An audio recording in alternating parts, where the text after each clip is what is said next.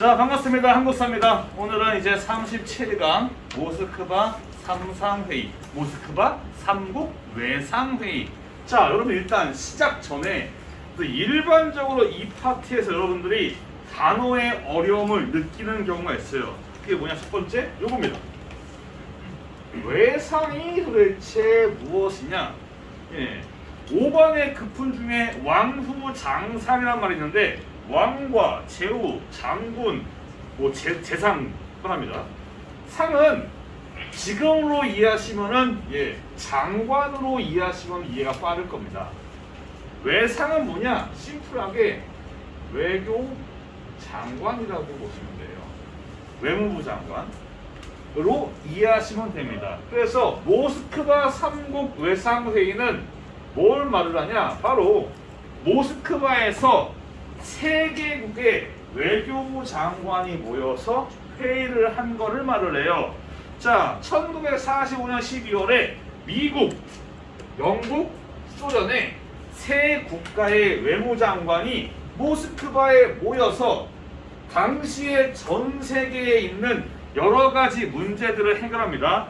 우리 한반도의 문제만 다룬 게 아니에요. 전 세계적으로 문제가 좀 쌓여 있습니다. 예를 들면 루마니아의 문제, 오스트리아의 문제가 여러 가지 있는데 그 중에 하나의 안건이 바로 한반도의 문제입니다. 이제 한반도 38도선 기준으로 남쪽에는 미군이 있고 북쪽에는 소련군이 있는 이런 상황에서 한반도를 어떻게 처리할 것이냐에 대한 문제를 논의하는 겁니다.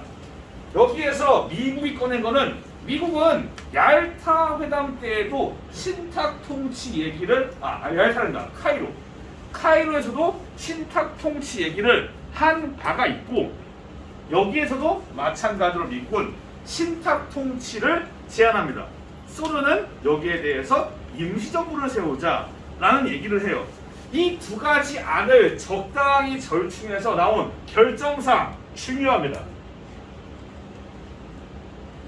결정사항, 일단 한반도의 민주주의 체제에 임시정부를 수립하고, 이 임시정부를 수립하기 위해서 이 제반사항, 여러 가지 협의사항을 도와줄 미국과 소련의 공동위원회를 설치한다. 여기에서 요거를 협조, 도와주는 겁니다.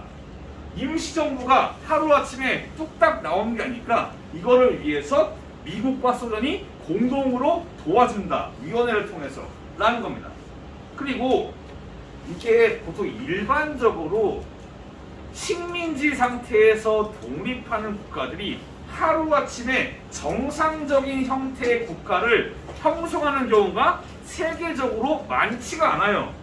그래서 나온 개념이 뭐냐? 신탁 통치입니다. 신탁 통치는 여러분들이 어려워할 수 있는 개념이에요. 일단 신탁이란 말을 경제적으로 본다면은 누군가에게 믿고 맡기는 겁니다. 트러스트, 영어로 트러스트예요. 맡기는 겁니다. 그 통치를 맡기는 거잖아요. 신탁 통치는 뭐냐? 218페이지 왼쪽에 날개 파트에 내용이 있습니다.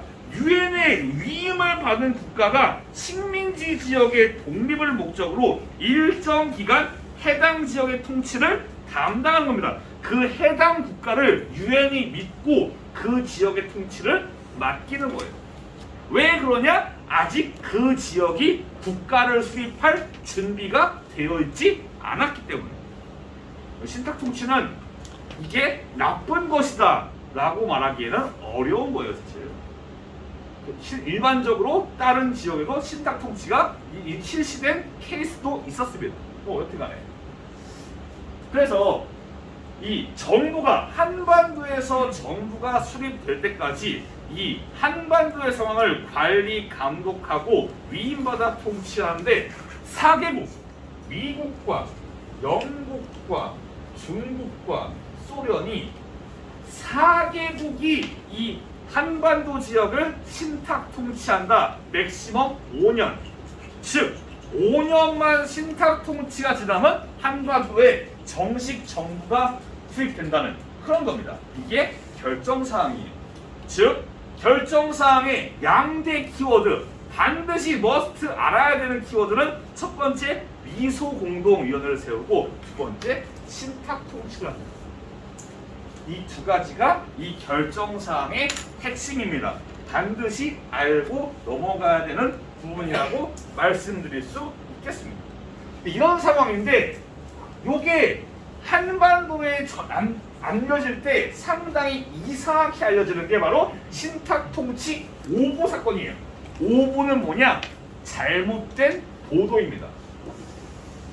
이게 우리나라에도 지금 그런 케이스가 있어요. 기자들을 폄하하는 게 아니라 가끔가다 기자들이 실수나 자기들의 정보 미숙으로 잘못된 기사를 자기가 발로 뛰는 게 아니라 뇌피셜로 쓰는 경우도 종종 나옵니다. 흔히 이런 것들을 기레기라고 하죠. 기자에 대한 폄하가 아니라 그런 것들이 종종 있습니다. 이 얘기를 왜 하냐? 자, 모스크바 3상회의의 결정사항이 아직 안 나왔어요. 회의가 아직 안 끝났습니다. 모스크바에는 회의가 아직 열리고 있는 상황인데 저 이연말리 한반도에서 신문 보도가 나와요. 모스크바 3상회의 회의 끝났습니다. 결정사항 나왔습니다. 라고 나온 거야. 회의 아직 안 끝났는데 여기에서 결정사항이라고 나왔어요. 근데 이 동아일보에서 처음 이 오보를 때리고 다른 신문들도 베껴요. 이런 경우가 지금도 있죠. 예를 들어서 갑자기 무슨 뭐 메이저 신문에서 뭐 조선일보, 중앙일보에서 나와요. 신문 기사 나옵니다. 정남준 공금 3억 횡령 사람인가 쓰레기인가 나왔어요. 이게 나오면은 그 다음에 이거랑 똑같은 신문 기사가 쫙 퍼져요. 수많은 인터넷 언론과 지역 언론들이 이걸 참고해서 막 베끼는 겁니다. 이게 잘못된 기사라도 베껴요. 그렇잖아요? 저는 3억 횡령 안 했는데도 그게 나오는 거예요. 여튼간 이런 식으로 동아일보에서 시작된 잘못된 보도가 쫙 퍼지는데 오보의 잘못된 기사의 내용이 뭐냐? 자, PPT를 볼게요. 오보의 내용. 소련은 신탁 통치를 주장했고 미국은 즉시 독립을 주장했다. 뭔가 안 맞지 않아요? 결정 사항과 거의 반대되는 개념이에요. 신탁 통치를 주장한 것은 소비에트 연방이 아니라 미국입니다. 실제로 218페이지 위에 그 색깔이 다른 도입부를 보시면은 여기 있는 한자를 거기에 번역을 해놨어요. 소련은 신탁 통치 주장, 소련의 구실은 38선 분할 점령, 미국은 즉시 독립. 뭔가 많이 다릅니다. 뭔가 많이 달라요. 이런 상황이니까 이걸 딱 보자마자 이 소비에트 연방 놈들이 이제 한반도를 꿀꺽하기 위해서 신탁 통치를 주장하는구나 라고 신문 기사를 보고 생각을 하기 때문에 그때부터 모스크바 3상회의와 신탁 통치에 대한 안 좋은 여론들이 막 생기는 겁니다. 그래서 신탁 통치 안 된다라는 결사 반대 운동이 막 전개되는 거예요. 그래서 이 오보 사건이 어떻게 보면은 우리나라 현대사의 흐름을 바꿔놓은 참 언론계의 흑역사라고 볼 수 있겠습니다. 이게 좀 어려운 여담인데 왜 이런 일이 벌어졌냐? 우리가 베껴서 그래요. 미국의 언론인의 그냥 뇌피셜을 우리가 그때 베껴왔어요. 그런 과정에서 이런 꼬라지가 나온 거죠. 종종 그런 케이스 있어요. 우리도 미국 기자들의 트위터를 막 보면서 그걸로 기사화하다 보니까 잘못된 정보가 올 수도 있거든요. 어려운 여담이었어요. 자, 근데 이제 아까 말한 오보 사건 이후에 신탁 통치 결사 반대를 외치면서 좌와 우가 신탁 통치와 모스크바 3국 외상회의를 바라보는 관점이 다릅니다. 요게 또 학습 포인트입니다. 모스크바 3국 외상회의와 신탁 통치에 대해서 당시의 좌익과 우익은 어떤 반응을 보였냐? 먼저 우익입니다. 우익은 이런 느낌이죠. 소련 놈들이 신탁 통치를 내세워서 한반도를 꿀꺽하네. 우리는 필요한 거는 정부인데 소련이 맡고 있구나. 소련 나쁜 놈. 가자. 신탁 통치 결사 반대다. 라고 해서 우익. 우익의 대표는 역시 김구와 이승만이에요. 양대 산맥입니다. 이들이 신탁 통치 반대 운동을 전개합니다. 우익은 신탁 통치를 반대했다고요. 자, 중도와 좌파는 살짝 다릅니다. 처음에 오보 사건을 보자마자 신탁 통치를 반대했어요. 하지만 결정사항의 원문이 공개되자 생각보다 나쁜 게 아닌데? 라는 얘기를 해요. 게다가 특히 좌익 계열에서는 이제 소비에트 연방의 지시사항을 어느 정도 따르기 때문에 이제 소련의 방침에 따라서 이 모스크바 삼상회의의 결정을 적극 지지하는 쪽으로 바뀝니다. 네. 주로 좌익이라고 보세요. 중도는 헷갈리니까 좌익이라고 볼게요. 일단 초기에는 반대했다가 바뀐다고요. 회의 지지로.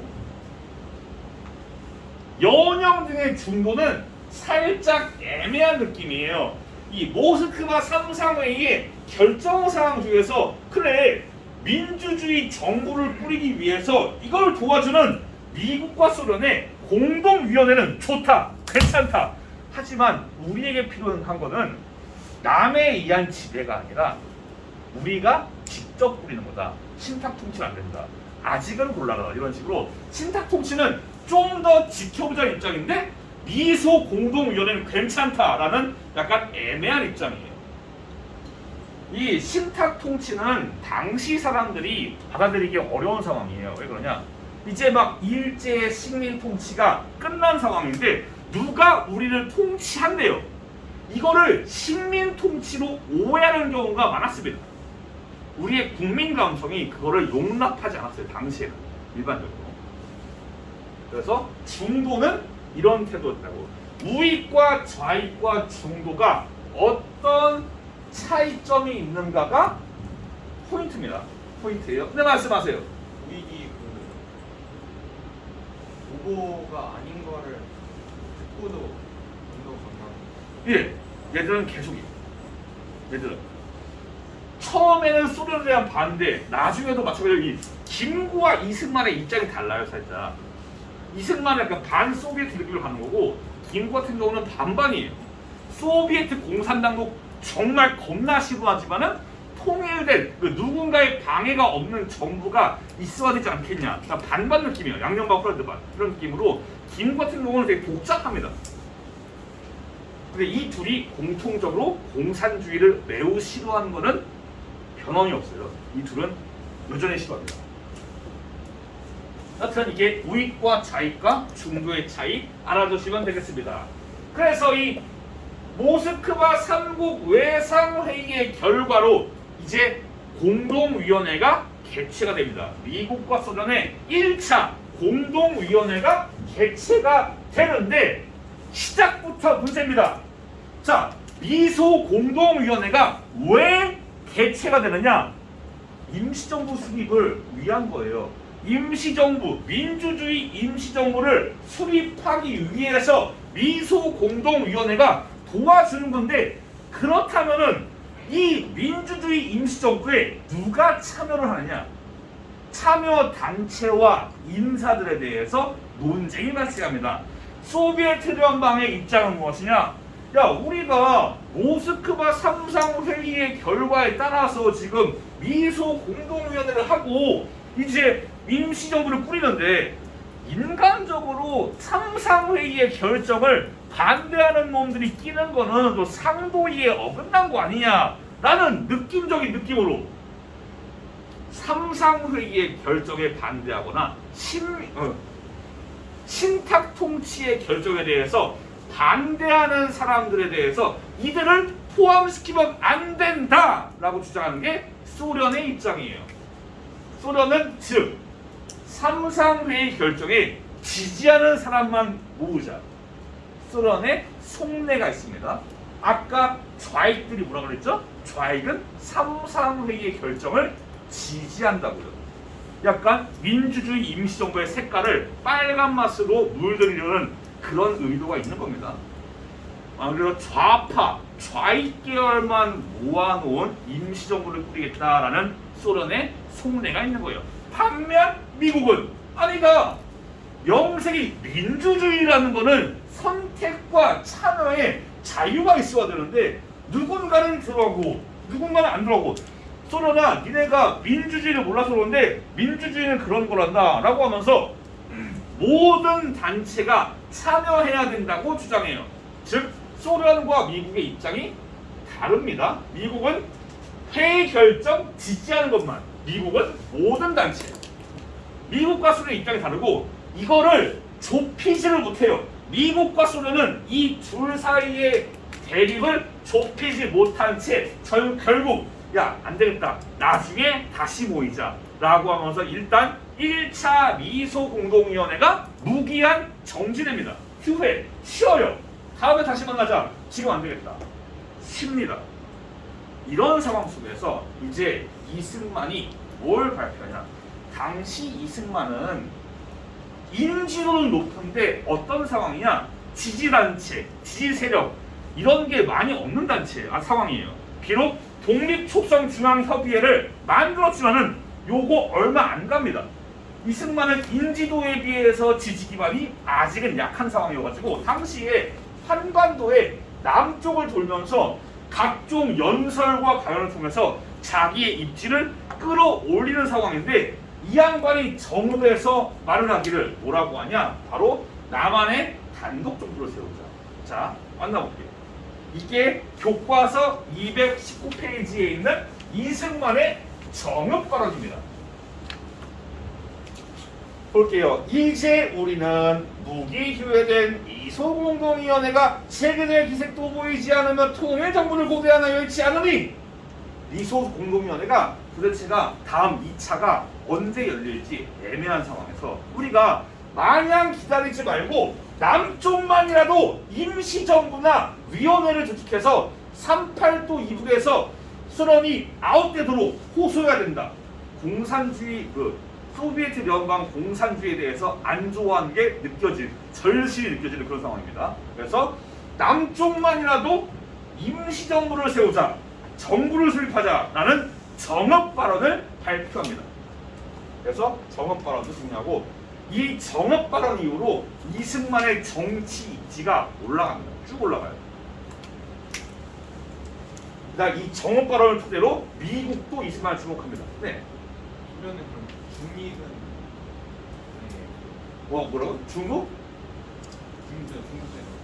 소련 같은 경우는 중도가 삼상회의를 완전히 지지하는 게 아니에요.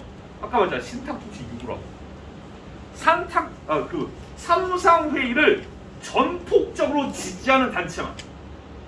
토달지 말고 다 지지하는 것만. 그래서 중도는 살짝 배제하고 열렬히 지지하는 좌익만 넣겠다는 의도가 있는 거예요. 이 안에는.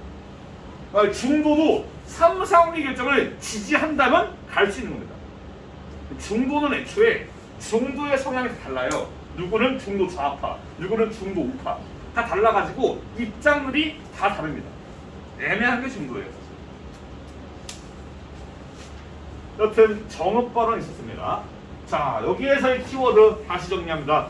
미소공동위원회 중요한 사건이에요. 중요한 사건. 제가 나중에 연표를 정리할 텐데 정리해서 부록으로 학습지로 나눠드릴 텐데 이 해방 이후의 상황만. 그런데 이 상황에서 굵직굵직한 사건들이 주 포인트고 그 중에 하나도 미소공동위원회인 겁니다. 1차. 여기에서 소련과 미국의 입장 차이가 어떻게 발생했는가가 미소공동위원회를 이해하는 포인트라고요. 예. 그리고 이게 휴회되는 상황에서 이승만이 단독 정부를 주장하는 정업 발언을 했다고요. 예. 이게 포인트입니다. 자, 이승만이 단독 정부 이야기를 툭 꺼냈습니다. 그러자 이제 한반도 안에서는 이승만의 단독 정부 수립에 대해서 누군가는 찬성을 할 것이고 누군가는 반대를 할 것이에요. 그렇죠? 뭐 사람 상에 다 그래요. 누군가는 말에 찬성하고 누군가는 말에 반대하니까. 이제 이승만의 말에 반대해서 안 된다. 남쪽만의 그런 반쪽짜리 정도 안 된다. 우리가 좌파와 우파가 다 합쳐가지고 통합된 정부를 세워야 된다. 라는 주장들이 나오게 되는 계기가 정업 발언인 거예요. 그래서 우리는 다음 시간에 이승만의 정읍거론에 대항해서 통일 정부를 수립하자라고 주장하는 좌와 우의 합작 운동부터 배워보도록 하겠습니다. 고생 많았습니다. 다음 시간에 뵐게요. 감사합니다.